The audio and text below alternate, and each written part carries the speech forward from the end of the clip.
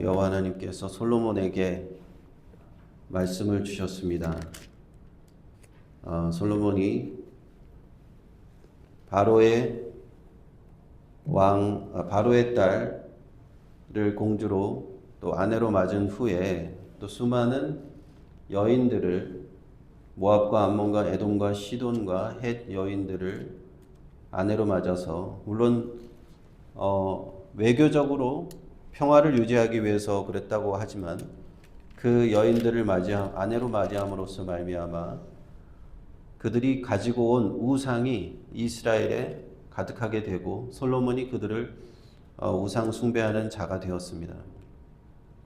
그래서 하나님께서는 진노를 바라시는데 그 진노를 솔로몬에게 내리시는 방법으로 주변에 있는 모든 사람들이 솔로몬을 대적하게 된다는 겁니다.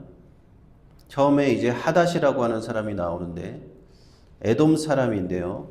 이 사람은 다윗 시대로 거슬러 올라갑니다. 다윗 시대에 에돔과 전쟁을 할 때 그 사람들이 다 죽었는데 한 사람이 남아 있었다는 거예요. 그 사람이 하닷이고 그 사람이 이제 자신의 가문의 복수를 위해서 기다리고 있다가 애굽으로 도망가서 기다리고 있다가 기회를 엿보고 있다가 이 사람이 솔로몬의 대적이 됐다 하는 얘기입니다. 애굽 왕에게 가서 그곳에 바로에게 은총도 얻고 결혼도 하고 아이도 낳았는데 다윗이 죽었다는 소식, 요압이 죽었다는 소식을 듣고는 본국으로 돌아갔다 하는 것입니다. 그리고 솔로몬의 큰 대적이 되었다는 것이고, 그래서 이 하닷은 남쪽에서 솔로몬의 대적이 되고요. 두 번째 대적이 일어나는데 이 사람은 르손이라고 하는 사람입니다. 엘리야다의 아들 르손이라고 하는 사람인데 이 사람은 또 북쪽에서 나옵니다. 소바 왕과 역시 다윗 때에 전쟁을 하였던 그 소바 왕의 신하였는데 이 사람이 다메섹으로 도망가서 거기서 왕이 되고 북쪽에서 솔로몬을 괴롭히는 남과 북에서 대적이 생겼다는 겁니다. 그래서 솔로몬에게 하나님께서 진노하시고 솔로몬이 우상 숭배하는 것을 심판하시는 방법이 주변 국가들의 이제까지는 참 평화로웠어요. 솔로몬 시대에 대적이 없었고 전쟁이 없었습니다. 참 평화로웠는데 솔로몬의 말년에 가서 그가 우상 숭배에 빠지게 되고 하나님을 떠나게 되고 다윗과 같이 아니하고 자기 아버지 다윗과 같이 아니하고 하나님을 온전히 섬기지 못하니까 주변 모든 사람이 다 자기의 적이 되어 버리는 거예요. 여기서 우리는 어떤 것을 느낄 수가 있느냐? 하나님께서 나를 심판하시는 방법으로 내 주변 사람들을 이용할 수 있다는 겁니다. 내 주변 사람들의 평안한 관계에 하나님이 복을 주실 때는 내 원수까지라도 내 친구가 되지만 하나님이 나를 대적하실 때, 하나님이 나에게 심판하실 때는 내 친구도 원수가 되어버리는 겁니다. 그것을 우리는 솔로몬을 통해서 볼 수가 있는 거죠. 또한 세 번째 대적이 등장하는데 26절에 보시면 솔로몬의 신하 중에 한 사람이었던 느밧의 아들 여로보암이 이제 나타나게 되는데요. 이 사람은 북쪽 출신이에요. 에브라임 지파 출신입니다. 요셉의 아들 두 명이 있죠. 에브라임과 므낫세. 이 두 사람이 이제 이 두 지파가 북쪽 지파인데 거기 출신인 사람 여로보암이 이제 등장을 하게 됩니다. 북쪽이라는 게 의미가 있어요. 왜냐하면 솔로몬은 남쪽, 다윗은 남쪽 유다 지파거든요. 근데 북쪽에서 한 사람이 등장했다. 그 사람이 에브라임이라는 겁니다. 그리고 그 여로보암이라고 하는 이 사람은 솔로몬에게 신임을 받는 신하였어요.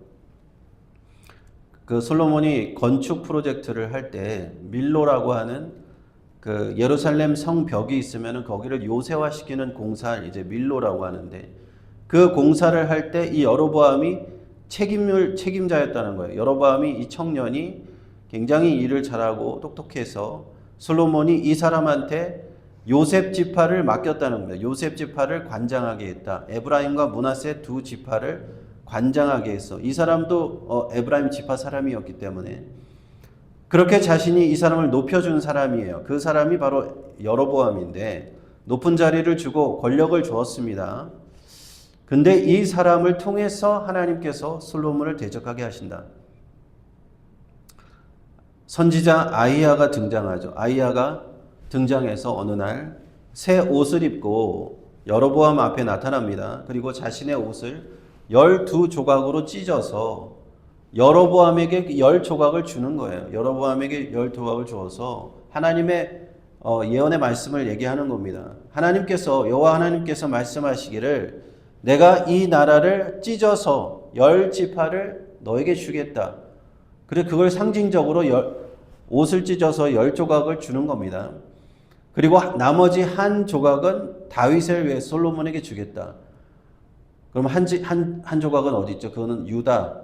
유다는 원래 그 솔로몬 다윗의 집안이니까 유다와 베냐민 두 지파만 빼고 나머지 10지파는 다 너한테 준다는 겁니다. 북쪽에 있는 에브라임과 므낫세를 중심으로 한 북쪽의 지파를 다 주겠다는 겁니다. 그렇게 해서 이제 북이스라엘과 남유다, 북남이 이제 갈라지게 되는 거죠. 이렇게 하나님께서 솔로몬을 심판하시는 방법으로 우상 숭배에 대한 심판에 대한 결과로 이제 하나님께서 이 10지파를 떼서 여로보암에게 주시겠다. 그러나 다윗을 위해서 내가 한 지파는 남겨두겠다. 베냐민 지파는 남겨두겠다. 유다와 베냐민 이 두 지파는 다윗의 지파가 됩니다. 그리고는 여로보암에게 하시는 말씀이 놀랍게도 만일 너가 다윗처럼 하나님께 순종하고 하나님의 계명을 지키고 하나님의 길을 걸어간다면 다윗에게 세운 그러한 왕가처럼 너의 왕조도 세워주겠다 하는 그런 말씀을 주십니다. 여로보암에게도 그런 말씀을 주십니다. 그렇지만 39절에 보시면은 내가 이로 인하여 다윗의 자손을 괴롭게 할 터이나 영원히 하지는 아니하리라 하셨습니다. 하나님께서 이러한 심판의 말씀을 주실 때도 다윗에게 주신 그 언약은 무효가 되는 것은 아닙니다. 다윗에게 너희 자손이 영원히 내 앞에서 왕이 될 것이다. 메시아를 의미하는 거죠. 다윗의 자손으로 오실 메시아 예수님에 대한 그 메시아의 약속은 여전히 유효하지만 하나님께서 심판하시는 그 심판은 분명히 또 임할 것이다 라는 것이죠. 솔로몬이 이 소식을 듣고 이 여로보암을 죽이려고 합니다. 그러자 여로보암이 애굽으로 피신합니다. 애굽으로 피신하고 40절에 보면은 애굽 왕 시삭에게 이르러 솔로몬이 죽을 때까지 애굽에 있었다라고 나오죠. 왕의 이름이 나와요. 애굽 왕 시삭이라고 하는 이름이 나옵니다. 그런데 그 앞절에 솔로몬이 원래 바로의 딸과 결혼을 했잖아요. 바로의 딸과 결혼했는데 이 시삭은 아니에요. 그 솔로몬 초창기에 솔로몬이 젊었을 때 왕이 되자마자 그때 애굽 왕 바로는 누구였냐? 시아문이라고 하는 이름의 바로 왕이었는데 그 왕과는 자신이 그 딸과 결혼할 정도로 아주 좋은 관계를 맺었는데 지금 솔로몬의 말년이 되면 애굽 왕이 바뀌었어요. 시삭이라고 하는 사람으로 바뀌고 그 사람은 자신의 대적을 숨겨주는, 여로보암을 숨겨주는 겁니다. 그래서 이것을 통해서 무엇을 알 수 있냐면 애굽, 이집트마저도 솔로몬에게 등을 돌린다 하는 겁니다. 그 솔로몬 말기에는.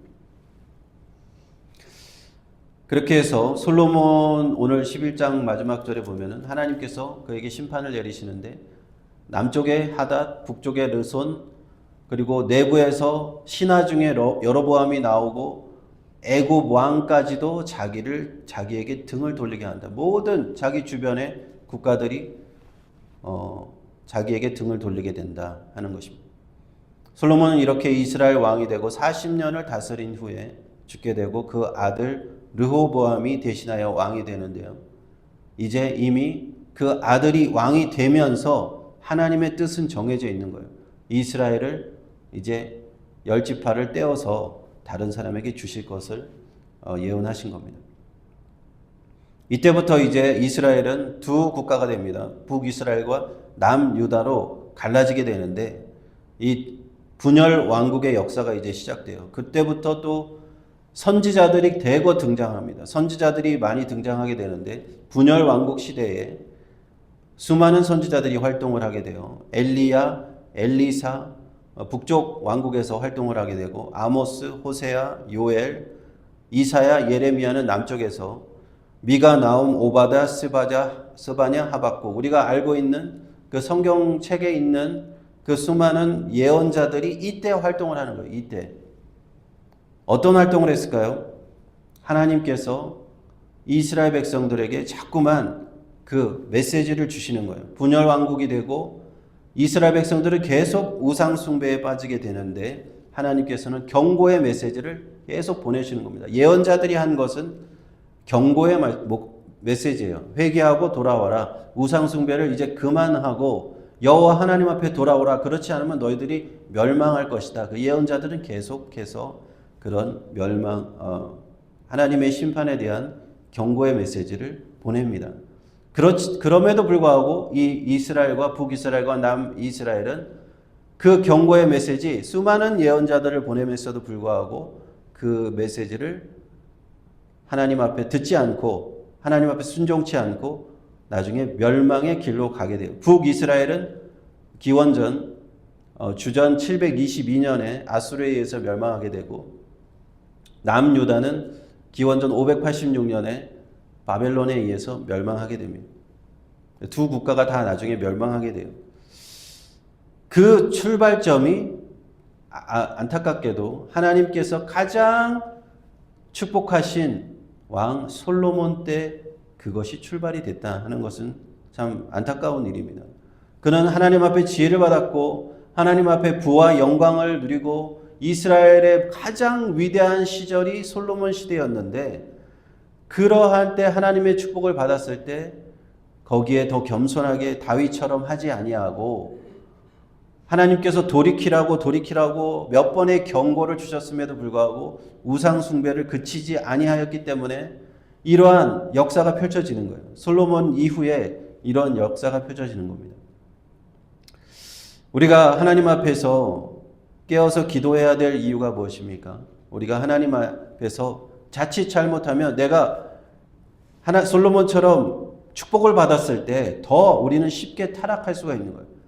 부자가 되고 세상에서 영광과 권력을 누리게 될 때 더 우리는 하나님 앞에 죄악된 길로 타락하기 쉽다는 겁니다. 그래서 우리는 늘 깨어서 기도해야 돼요. 내가 하나님 앞에 솔로몬처럼 되면 안 되고 다윗처럼 내가 왕이 되어서도 권력을 가지고 부를 가지고도 하나님 앞에 늘 겸손하게 그렇게 주님을 섬겨야겠다. 우리는 예수 믿고 하나님의 자녀가 되었지만 늘 이렇게 깨어서 기도해야 됩니다. 내가 내 신앙을 지키지 아니하면 나는 언제 내가 하나님을 멀어질지 모르는 거예요. 내가 하나님 앞에 자신할 수 있는 사람은 아무도 없는 것입니다. 성령께서는 그것을 우리를 도우시기 위해서 늘 우리 안에 계십니다. 선지자들이 이스라엘에게 계속 말씀하셨잖아요. 선지자들이 많이 와서 경고의 말씀을 하셨듯이 성령께서 하시는 역할은 우리의 마음속에 계속 깨우치는 역할을 하시는 거예요. 성령께서 우리 마음에 감동하시는 거예요.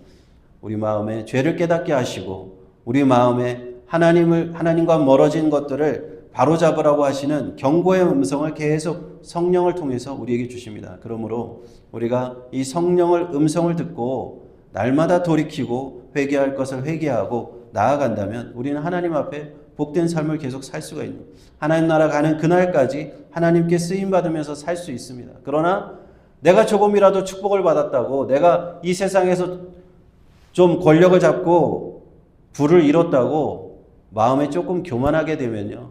내 신앙을 금방 놓칠 수가 있어요. 아무리 교회를 20년, 30년 다녀도 지금 안 다니고 계시는 분들 많아요. 우리는 그런 분들을 볼 때 경계를 삼고 내 신앙 내가 지켜야 되고 하나님 앞에서 다윗처럼 그렇게 지켜야 될 줄로 믿습니다. 우리 기도하고 나가겠습니다.